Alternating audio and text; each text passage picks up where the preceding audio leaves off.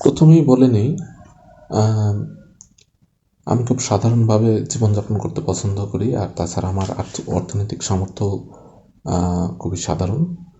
আর ঢাকা শহরে শিল্পপতি, বিলিয়নিয়ার 100-র উপরে তো বটেই, হয়তো হাজারখানেকও থাকতে পারে।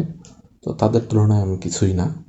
এজন্য আমার ভরসাস্থল মূলত ভেবলেন না, গিফেন।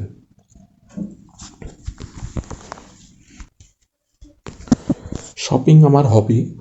তো কখনো কখনো সুপার স্টোরে অল্প কিছু জিনিস কিনতে যেয়ে আমি দেখা যায় যে অনেক কিছু একসঙ্গে কিনে নিয়ে চলে আসি। তো আজকের এই ভিডিওর উদ্দেশ্য ডেমনস্ট্রেশন না, বরঞ্চ আমার অনুভূতি, অভিজ্ঞতা বা ভাবনা এগুলো সবার সঙ্গে শেয়ার করা। প্রথমেই আসি ডাবুর চাওনপ্রাশে। এটা মূলত নেপালের ফ্যাক্টরিতে তৈরি।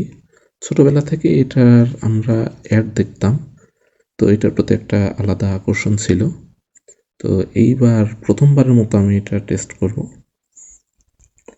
এটা হলো আহমেদের প্রোডাক্ট। আহমেদের প্রোডাক্ট আমি এর আগেও খেয়েছি। এটা দুইটার সাথে একটা ফ্রি।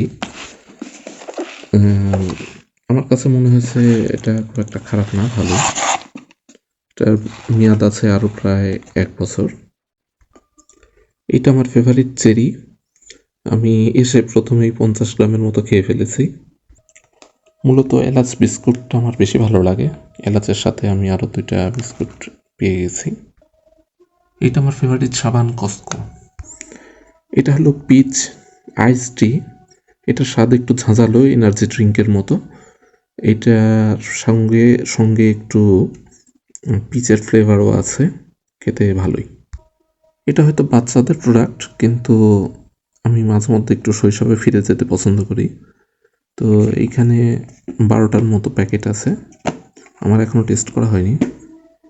তো আমি একবার খেয়েছিলাম শক্তি প্লাসের একটি প্যাকেট। ওইটার পুষ্টিমান ভালো বেশ থাকলেও ওইটার স্বাদটা একটু আমি সাধারণ ছিল। আমি আবার একটু মিষ্টি প্রিয়। এই ডাবল এস ব্লেডগুলো এবারের কেনা, এইগুলো আগের কেনা। তো এইগুলো থেকে একটু দেখাই। এটা হলো শার্প প্লাটিনাম, এটা হলো শার্প রেগুলার, এটা হলো অ্যাডোরোর প্লাটিনাম, এটা হলো অ্যাডোরোর রেগুলার। এগুলো জিলেটের, এগুলো অনেকগুলো রাইজের। এটা বিদ্যুতের, আগে বিদ্যুৎ নাম ছিল, এখন রাইজ। এটা জিলেটের আর একটা ভ্যারিয়েন্ট। এই প্লেটগুলো সম্ভবত নকল, আজিমপুরের এক হুজুর দোকানদারের কাছ থেকে আমি নিয়েছিলাম। তো এইটা ভালো না, তবে এইগুলো যেগুলো আছে এগুলো সবই বেশ ভালো। আমি মোটামুটি সবগুলোই ইউজ করেছি একবার করে হলেও। এগুলো সবগুলোই বেশ ভালো বলা যায়। সবশেষে রাজস্থানদার ছোট ভাইয়ের ব্লু। এটা খাওয়ার নিয়ম হলো ঠান্ডা করে ঝাঁকিয়ে, এটা সাইডে ছোট করে লেখা আছে।